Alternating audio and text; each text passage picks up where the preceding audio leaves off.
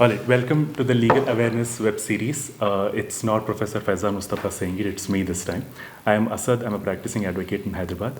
And I'm with me someone who does not need any introduction, especially to you, the viewers of this channel. You know him as one of the greatest minds in the country. You know him as someone who simplifies laws for you, perhaps more than once every week. And I know him personally as my teacher, who has taught, amongst many things, the Constitution of India. Professor Faizan Mustafa, sir, welcome to your own channel. Thank you, Asad. Asad is a former student of Nalsar University of Law and has been helping a student through his CLAT Gyan. Yes, sir. That was my past Yeah. role, but yes, of course. And so, first things first, thank you for having me here. I went around the campus. I was very nostalgic. I graduated from 6 years ago, 2015. I went to the hostels, etc. But काफी वीरानी थी. So, do you miss your students, or do you like it this way? I really miss my students because, as I have been saying all through, that universities are all about students. They are the main stakeholders. I'm absolutely unhappy to have university campus without a student. Campus life is all about students. They are the primary stakeholder for any university. And as you know, Nalsar is really so far off from the city. Living in Nalsar without a student is in itself punishment. I really look forward to old days when we will have physical classes and all my students would be back on campus. Hopefully, sir. Hopefully soon. Now, I want to talk to you about CLAT Consortium. I'll come to the CLAT exam itself a little later. But with regard to CLAT Consortium, I think the idea of it came about in 2017 or 18 to have fun. I mean, I remember you've been talking about this when I was in college back in 2012 itself. Professor late Shamnath Bashir also was a very proponent of having a common secretariat. May he rest in peace. So what was the idea? Why was it a problem when each NLU was conducting its own exam, its own CLAT year on year, and compared to the consortium? What is the benefit of consortium that way? The original MOU on consortium, Asad, was signed when Lucknow conducted exam. Professor Gurdeep Singh was the vice chancellor, and all the member institutions of CLAT, they then agreed to amend the old MOU so that we admitted new members. And then we said that we will have a parent body called Consortium of National Law Universities. And it was decided that the presidentship will first go to Bangalore, Nalsar will be vice president, followed by Bhopal and NUJS. And this is how informally it continued for some years. Then in 2018, I think, when NUALS conducted CLAT and number of petitions were filed, then when I took over presidency, I made it a point that we registered consortium as a body, and therefore we drafted the memorandum of association and bylaws, registered it in Bangalore, and then we said that president and vice president, unlike the old scheme when it was a rotational, CLAT was rotational and office bearers were also rotational, we said they will be elected annually, except the post of secretary treasurer, which was given to Professor Venkat Rao in the ex-officio position. All other positions of consortium were made elective positions. And it continued like that. And the idea was we will go beyond mere conduct of the CLAT. The earlier decision of Lucknow was that we will conduct CLAT and we will have a body of vice chancellors. Now the idea was that we will cooperate and collaborate in teaching, in research, we will pool our resources together so that just like IIMs and IITs, we will have better coordination amongst the national law universities. And you've been the founding president of the consortium as well. Once it was during my presidency that we registered it, Yes. isn't so? And this year again, you're the president. You're elected president of the consortium for CLAT 2021, I think. So, how has been your experience so far with the consortium? Are there any things that you think need improvement logistically, if not otherwise? No, what happened when I was the president in my earlier term, one big achievement was I got the consortium registered. Two, we brought in reforms in the following year. So it was in my last meeting as the chair that we decided that we will change the pattern of the question paper. And those reforms were implemented in 2019. Now, in 2019, I was not the president or vice president, but Nalsar and Bhopal, they are ex officio members of the consortium. And this whole idea of having Bangalore, Hyderabad, and Bhopal permanently in the executive council, it has to do a lot with Shamnath Bashir. Because it was his idea that there must be some permanency in the decision making of CLAT. And therefore, all the time these three members will be there in the executive council. And in the drafting of the consortium bylaws also, we had lot of inspiration from Shamnath Bashir. He was alive at that point of time. So number of his suggestions were considered and included. My experience of last year was that suddenly we had to switch over because of the COVID from offline to online. Earlier we had taken a decision to go offline because of our experience in Kochi and our experience in Lucknow. We had no choice last year because of the COVID. This year we had decided that we will go offline. Suddenly the numbers are rising now. In last 6 days from 1 lakh we are at 1.5 lakh. So I think very soon consortium will again hold a meeting and take a call. But we very much wish that this spike will go down and we would be able to conduct offline CLAT this time. Okay. So there will be an effort to conduct it offline, if possible. Yes, our first priority is to conduct it offline. Oh. Particularly in LLM where we have some descriptive portion. Right. If we do it online, then we only have multiple choice questions. And the whole idea is that we get people who have acumen for law as a discipline. That's correct. And now I was coming to the change of pattern. That has been, I should say, a little bit of controversy because the students were preparing in a particular pattern. And I think the coaching centers also were used to a particular pattern, and suddenly they thought there was a change in pattern. Coincidentally, of course, whether fortunately or unfortunately, the students also got more time to prepare because the CLAT got postponed. How do you feel the change of pattern has helped, considering it has already been conducted last year?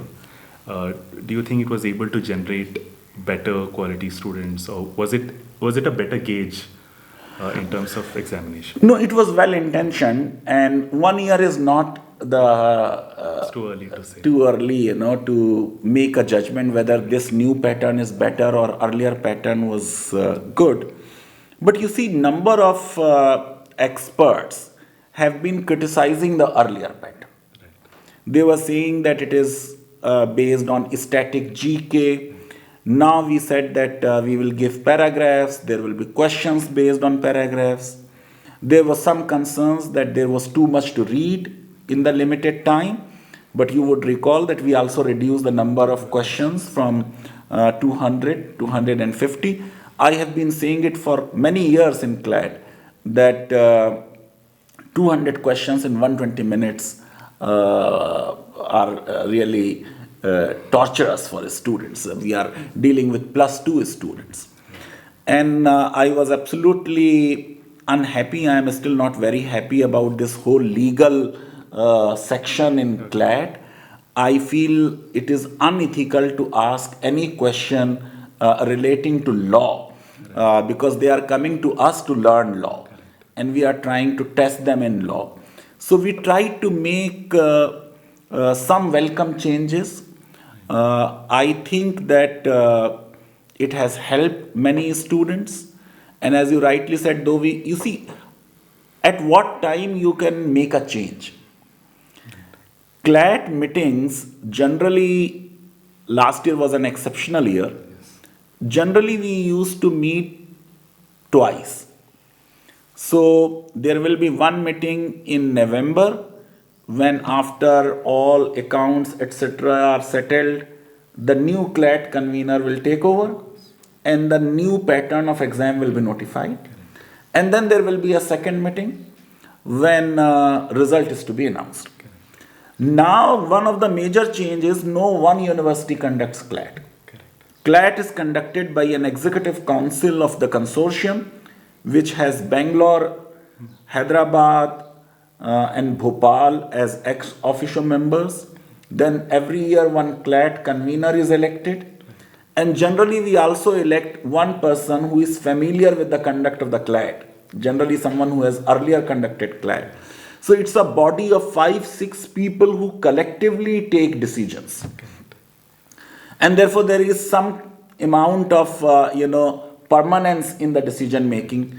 And with CLAT permanent secretariat situated in NLS Bangalore, we thought that we are conceding to demands which have been made over a decade or so. Whenever there is a change in pattern, since it affects everybody, nobody is adversely affected by it. And our idea is that people's dependence on coaching centers should go down. I very much wish that people from rural areas, from smaller towns, join national law universities. So, about the change of pattern, I mean, I agree that testing legal knowledge or legal acumen even before them coming would be unfair. Are we to expect any new changes this year, or would there be the similar pattern that was used in the last? No, there is no change, so to say, in terms of pattern. Whatever we did last year, we are doing is this year also. But one concern which was raised last year by some people coming from disability quota, that we should not have questions which they find it difficult to do. So we would try to give them either alternative questions or avoid such questions which will put persons with disability at any disadvantage. Okay. But in terms of substance, the nature of the questions, everything will be the same as 2020 CLAT. Yes. For LLM, we are going back to the 2019. 2019. For LLM, you're going. Yes. And with regard to people from rural background, there has been one thought that conducting CLAT only in English is not easily accessible for those people. So would it be advisable to also have CLAT in Hindi? Maybe the UPSC papers, for example, are in both languages. Right. So Hindi or even regional languages for those people who may not be good with Hindi either. Would it be advisable to have CLAT in those languages? When I proposed those changes in 2018, I also said that we should explore the possibility of conducting CLAT in at least Hindi and later on in some regional languages. I did propose it. I also made this suggestion in the report we did on legal education in national law universities for the government of India. So personally speaking, I feel that if we want to improve diversity, we should conduct CLAT in more than one language. But when I raised this issue, all other vice chancellors raised a very valid point. And the point they made was, since the medium of instruction in national law universities is English, Therefore, if we bring people who are not well conversant with English, they will find it difficult to cope with others, and this frustration and disappointment and backlogs may create another kind of problem in law universities. Yes, that's true. Okay, and now with regard to diversity, there have been some organizations like the IDIA movement started by Professor Bashir himself, was quite effective in making sure that those people who did not have access to legal education, they got to write CLAT, they were trained well. Would you consider, I mean, do you think that the government or perhaps the NLUs themselves should start some sort of guidance program to make CLAT preparation more accessible for those people who may not be able to pay the fee at coaching centers? What would be the best approach if there is a person from a rural background who might not afford the fee? How do we ensure that they also have access to the same exam or same exam preparation material, etc.? No, ideally, I would want that nobody should go to a coaching center. Okay. But whether the examining body should also conduct coaching, will there be a conflict of interest issue? Because then everyone would join the coaching which CLAT or consortium will offer. There is no unanimity of opinion in the consortium, but all consortium members are fully committed to improve diversity in national law universities. This is very much on our agenda. No, if not NLUs conducting coaching itself, I was thinking on the lines of the bar exam. So when normally we apply for bar exam, the bar exam itself, AIB itself gives certain material, certain handouts, which have maybe practice questions or the way how to solve these. No, we did it last year because it was for the first time that we changed the pattern. Right. Therefore, we gave as many as 5 practice tests, Yes. and that material is available. Videos are also available on the consortium website. Anyone can access them. Yes, of course. And so coming back to the question on CLAT, last year there was this controversy with NLAT, NLS conducting its own exam, and the Supreme Court said no, there should be one common law admission test, and NLS should go back to CLAT, which was all right. But there is one national law university, NLU Delhi, which is still out of CLAT and has never joined CLAT. And perhaps going by the Supreme Court judgment of having one common law admission test for all NLUs, it would be argued that it would also apply to NLU Delhi. So what are your views on having NLU Delhi as a part of CLAT, or what are the complications that arise from this? Consortium or CLAT has written number of times to the former Vice Chancellor of NLU Delhi, Professor Ranbir Singh, to join. There is a difference between NLS and NLU Delhi. NLS was part of the consortium, and they said we will conduct the test and still remain in the consortium, which is not possible. Any member can go out of consortium, conduct their own test, but you can't be our member and simultaneously say that you will conduct your own test. And then Supreme Court said that they have not taken the mandatory approval of their academic council, and NLS is back. We admitted students in Bangalore through consortium only. I very much wish that the new Vice Chancellor of National Law University, Professor Krishdev Rao, will make a call. We are still in COVID-19, so this year maybe they can conduct their test, but hopefully in 2022, NLU Delhi is most likely to become the part of consortium. But after all, the decision is to be taken by their governing bodies. So their executive council and academic council would take the decision. Yes, and then there is this trend, sir, which when I took CLAT back in 2010, we would perhaps take one attempt at it or 2 attempts at it. But now it looks like CLAT has become another civil service exam where people are taking 3 attempts or 4 attempts. There are people who have already graduated, have done 3-year graduation, rather than going for a 3-year LLB, would want to join NLU, so they'd take CLAT again. I personally know people who are taking it for the 4th time. Is this a bad trend, or do you think, I mean, this one reason could be that the age limit that was there earlier, 20 years was the maximum limit when I took CLAT. That has been lifted. There is no maximum age limit right now. But is this a bad trend? Do you think many valuable years are being wasted taking CLAT again and again by the students?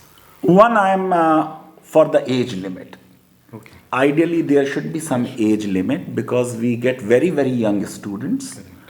So you can't have very senior people in the class and hostel. Two, I think it's a wrong decision to write CLAT 3 times or 4 times. There are other institutions which are equally good. We just get carried away by perception. Nobody's life comes to an end if he does not make it to the top NLUs. I think a student should not do it, and their parents should not pressurize them to get into Nalsar or Bangalore or Bhopal. There are opportunities in all institutions. The best students of any college, traditional university, Aligarh or BHU or DU, eventually will perform almost in the same manner as best students of national law universities. National law universities are islands of excellence, but if somebody has not made it, that does not mean end of the world. Correct. And considering the fact that the success rate is just about 2% in CLAT, many students might also get into depression. Yeah. This is a mess. So now coming down to preparation of CLAT itself, this time I think the CLAT will be in June. Are we to expect any delay in conducting the CLAT, or do you want the CLAT to be conducted? We are not in the position right now to say anything. CLAT consortium is closely monitoring the COVID situation, but trust us, whatever is best in the interest of the students and the candidates taking CLAT would be done. We are worried about their safety and their health. If the situation deteriorates, maybe we have to revisit our decision of conducting offline physical CLAT. But I think we have some time. So we will wait for maybe another month or so before we make a call on this. Okay, and one last question, sir. So those people who are preparing for CLAT right now, they must be really anxious. How do you advise them to go about their preparation? Are there anything that you would ask them to do or guide? No, personally, I am against any preparation. Okay. Ideally, if you are an enlightened student who has done +2, you should be easily able to qualify CLAT. What I would emphasize that students should read carefully at least one national newspaper, preferably Hindu or Indian Express. They should follow decisions of the courts because the paragraphs which are given are generally from the recent judgments. And if you are a well aware +2 student, you should be able to qualify CLAT because if you look at numbers in JEE or in NEET, our numbers are very small. So I would still say compared to JEE or NEET, CLAT is an easier exam. And with the changes which we made in 2019 and implemented in 2020, have made this exam far more easier. So there is no use to be learning law of torts, crimes, contracts. Definitely not. Definitely Already. not. Definitely not. Okay. In fact, as I said, it is unethical. Right. Because we will teach you, once you are admitted, we will teach you contract and Correct. tort and Correct. other law courses. Law is based on common sense. You are given a principle, you are asked to apply that principle, apply it as a ordinary prudent man, as we say it in law. Exactly. And one last question actually I wanted to ask you is this, that NALSAR is exploring various other disciplines and trying to introduce many other courses as well. One course would be the BBA and MBA course that we just spoke about a while back. So can you tell us a little about that and how the application process will be? Asad, you are our student and you know that Nalsar is always ahead of other institutions. So we first introduced choice-based credit policy, then UGC implemented it in the entire country. We made a decision much before new education policy was announced in 2020 that Nalsar as a university would try to bring the universe of knowledge to the campus. And to do this, we have to have different courses. Now, the new education policy very clearly says that after 2030, they will not have any single discipline university. And therefore, we already have MBA program. Now we are trying to introduce from this year an integrated BBA MBA program. We are also planning to introduce some new courses in 2022, which would diversify our student body. And we would have different departments of humanities on campus. So Nalsar is on its way to implement the new education policy by becoming a multidisciplinary university. Yes. And is the 3-year LLB program also in the pipeline? 3-year LLB program, we had already taken a decision that we would be launching. Our Honorable Chief Minister is very keen about it. We are creating requisite infrastructure, and I am sure that very soon we would be able to launch a 3-year LLB program, because those who have already done graduation, we can't be shutting our doors for them. I think it will be absolutely unfair to deny them entry into national law universities. All right, sir. Thank you so much for your time. It was really nice Thank you, have sir. you here. Hopefully, we'll also do more such sessions. Yes. As guidance to the CLAT aspirants. Yeah, and also definitely. people who are generally interested in courses of Nalsar, Definitely. whichever they may be introduced. Definitely. That's it from us. Then we'll see you again. Do subscribe to the Legal Awareness web series channel, and we'll again see you soon. Thank you. Thank you so much, sir.